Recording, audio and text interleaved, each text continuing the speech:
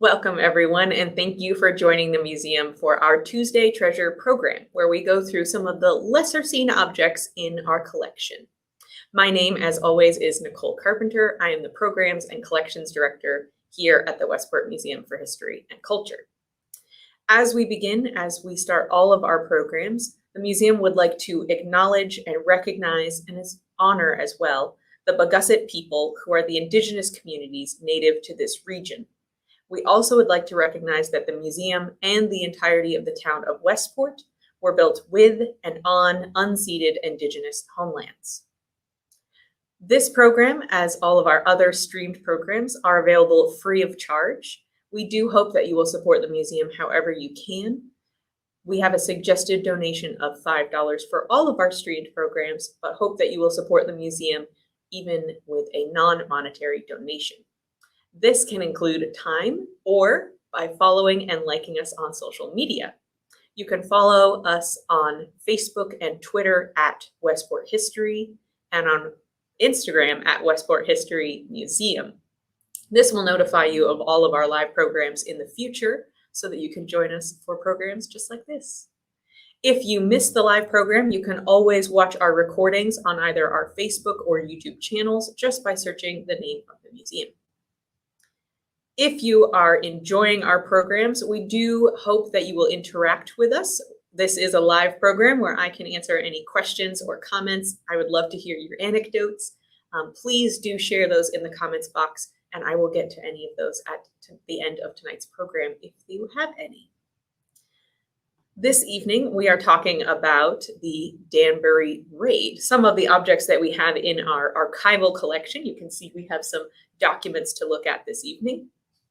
Now, before we start on the particular items, just some quick facts about the Danbury Raid.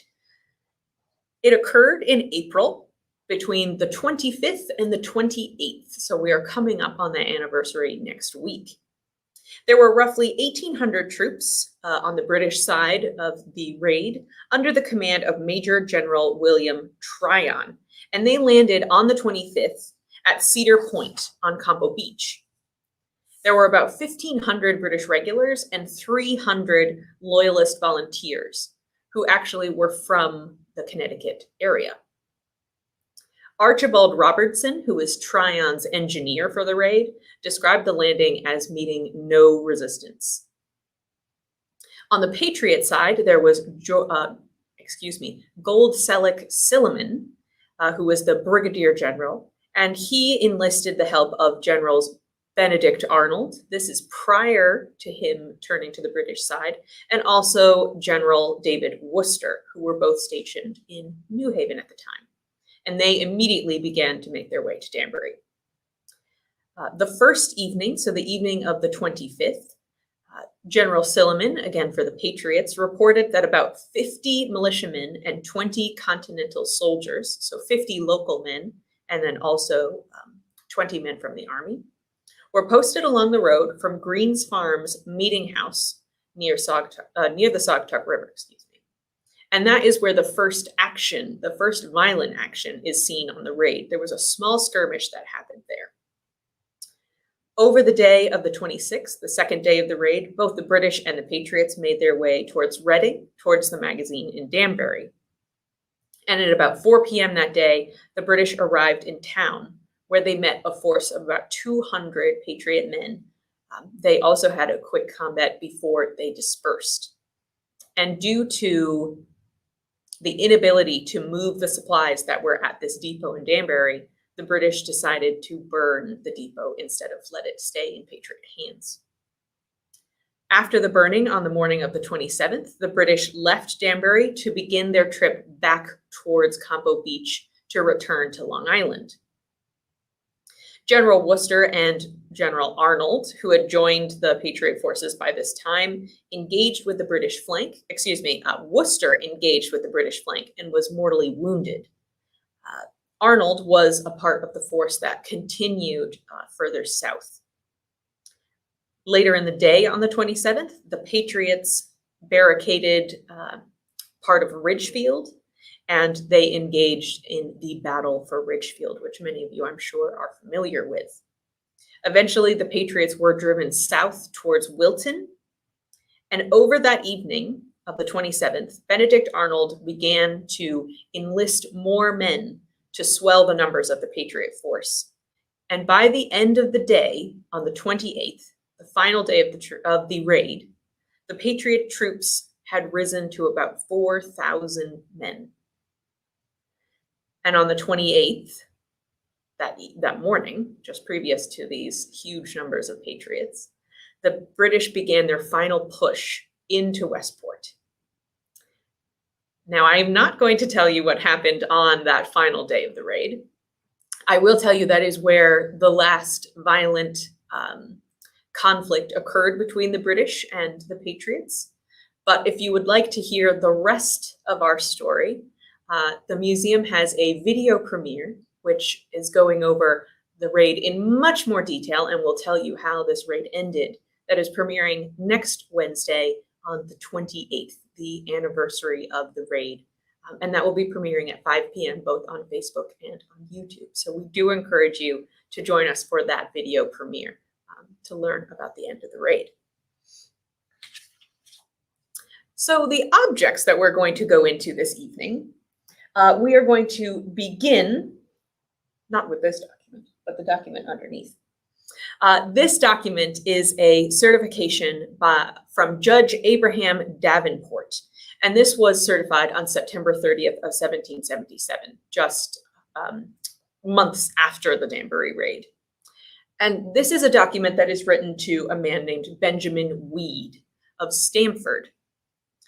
And he, quote, being wounded in his right side on April 27th, 1777, in an engagement with the British troops who were returning home from Danbury to their ships, was rendered unfit for service 5 months and remains in a weak state of health, occasioned by the wound he received.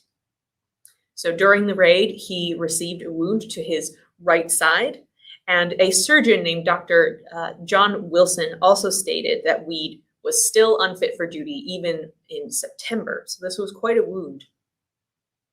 This certification is obviously handwritten. It is absolutely beautifully done. This script is absolutely gorgeous. And it is certified by William Mosley, who was a member of the Connecticut Committee of the Pay Table. And we can actually see on the document up here that he is given, Benjamin receives £5 for his injury. We know that William Mosley, who certified this, also later served in the Connecticut State Senate. The second document that we're going to look at this evening is in this beautiful gold frame over here. And this is also a payment to L. Nathan Nichols, who is a lieutenant. Now, L. Nathan, this document is also from 1781, so this is a bit later than the other document. This certificate pays Mr. Nichols £39, 9 shillings and 3 pence. And I'm going to read just a section of it to you. It's actually right here, very briefly. Lieutenant L. Nathan Nichols personally appeared and made oath that during the term of 2 years and 1 month above mentioned, he was unable to labor for his subsistence, owing to his wound as foresaid, and is justly entitled to quarter pay. He was wounded while he was serving in the 1st Troop of Horse in the 3rd Regiment in the state of Connecticut. We love this regiment that he served in. It has a wonderful name. On an expedition to oppose the enemy at Danbury, and was wounded at Campo Hill. He also cites being wounded on the 27th of April. Now, if you'll remember from the overview at the beginning, the 27th is when the Battle of Ridgefield occurs. It could be that it occurred in Ridgefield, but because it cites Campo Hill specifically, we do believe that he may have gotten his dates mixed up, and that it happened on the 28th, as the British actually do not enter what is today Westport until the 28th of April. he is hit by canister shot, and what the document says is that he is hit on the elbow. So it is said that he's hit on the extremity of the olcranon of the ulna, which from our research, none of us at the museum, of course, are medical professionals. So we did look up what part of the body that is for you. And it seems to be the outermost point on your elbow. So somewhere in this area here. And that's where he receives his wound. Now you'll remember Benjamin Weed was injured on his right side, and that gained him, 5 pounds. El Nathan receives 39 pounds because he is unable to work. But he is also receiving this payment in 1781, so it's quite an injury that takes a very long time to heal. So he receives quite a sum for this injury. It's also interesting to note that this document is also certified by William Moseley, the same man on the first document. So he at least was serving from 1777 to 1781. We also know in 1773, just 4 years prior to the raid, that Lieutenant Nichols was actually the quartermaster of the first troop of horse in the 4th Regiment. In 1776 is when he was elevated to be lieutenant of the first troop in the 3rd Regiment. So he did have a bit of a promotion there as well. And in 1778, after the raid had occurred in October, he was promoted to captain of the first troop of horse. So he did have quite a career despite his injury. Now I'm going to bring back one of the other documents that we'd like to take a look at. And we are very excited at the museum to have so many primary sources showing the local involvement in this raid, and also to see the injuries and the amounts that are being paid to people for their involvement in this raid. We not only hear the British side from newspaper articles and other payment deeds on their side, but we also see the Patriot involvement through these deeds, as well as reports from the military action that's happening at the time. But these are one of the ways that we know what some of the militiamen are doing, and also some of the specific people that are serving in these militias. So it's a wonderful resource for us. Now, this piece is dated to March 31st of 1778, so almost a year after the raid occurred. And this is also a payment, but this is not to a man who served in the raid, not as a militiaman or a part of the Continental Army. This is a payment to Peter Jennings, a very, very familiar name here in Westport, obviously an ancestor of the Jennings family. And he's being paid, quote, for service done in carting in the Danbury expedition, April 1777. He uses his cart for 2 days to move ammunition to and from Danbury. Now, one thing that is interesting to note in this document is it gives the month and the year of April 1777, but does not give the specific day. We don't know whether this carting was done before or after the raid. So it's very interesting to know that, one, it may have been destroyed in the raid when the British burned Danbury, or it may have been ammunition that was brought to reinforce the Patriots after the raid had occurred. There's a little bit more digging to be done there. It's also important to note that Jennings continued his service to the Patriot cause because in both May and July, he continued to use his wagon and horses to move both ammunition, but also cannon. Obviously, the raid ends on April 28th, but in May, Jennings is enlisted to help draw cannon to Campo Hill, probably to help defend the shoreline as the British retreated. The last piece that I would like to show you tonight is another document. And this is a document to Jonathan Silliman. Oh, it is also important to note that Mr. Peter Jennings received £4 and 10 shillings. I forgot to mention that part for you. Jonathan Silliman. Now, it's unclear from this document exactly what Jonathan was doing. We know from this document that he is traveling extensively. He is moving from Fairfield to Stratford, and then from Fairfield to Reading to New Haven, from New Haven to what is described in the document as Sawtuck Bridge, but we know today, of course, as Saugatuck Bridge, and then back to Stratford and then to Reading. The document also says that this is in service to General Worcester, who we, of course, know that was wounded fatally on the 27th.